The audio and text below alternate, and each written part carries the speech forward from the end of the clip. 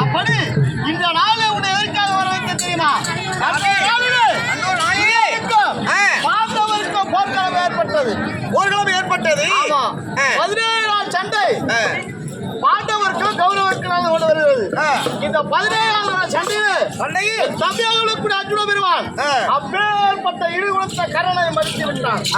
ஆனால் நம்முடைய வயிற்றில் பிறந்த பிள்ளைகள் பாரத போர்க்கடலை மறந்து விட்டார்கள். எப்படி நல்லறவனை மனித ஒழித்து விட்டோம். தொண்டிராஜன் மனித விட்டான். கட்டோர்காஜன் மனித விட்டான்.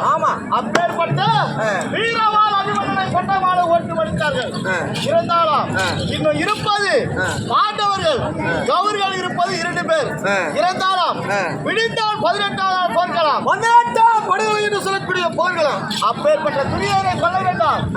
நாட்டை நாம் ஆள வேண்டும் என்றால் தம்பிமார்களை அழைத்து யார் போக என்று பார்க்க வேண்டாம். கேட்டோம் மதுவா என் தம்பியாக கூட பீமன் அர்ஜுனன் நகுல சகாதேவன் மற்ற பாண்டவர் இருக்கிறார்கள்.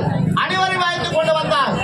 அப்பேற்பட்ட 18ஆவது பொங்கலத்தை துரியோரம் அடைக்க வேண்டும் என்று யார் என்று நியமித்து வைக்க வேண்டாம். நீ சென்று என் தம்பிமார்கள் 4 பேர் அழைத்துக் கொண்டு வா.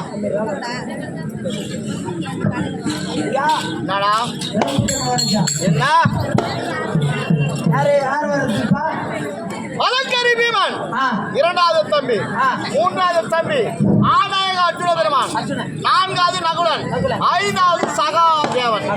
இப்படி 4 பேரும் அழைத்துக் கொண்டு வந்தார்.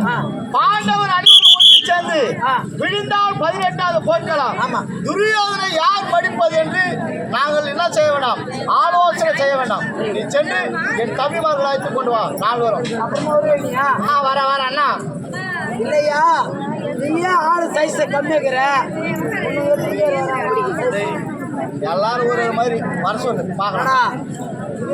கத்திரிக்காய் ஊத்தி போன கத்திரிக்காய் அதான் கிடைச்சவர்களே மூலமாக எப்படி என்றால் ஐவனி அம்மத்தால் தேவஸ்தானக்கூடிய தர்மபுத்திர மகாராஜன் தமிழ்நாடு வந்த பிறகு நேரத்திலே தம்பியாகப்பட்டனும் அர்ஜுனன் நகுலன் பீமன் சகாதேவன் 4 பேரும் தமிழ்நாடு வருவதை காண்க.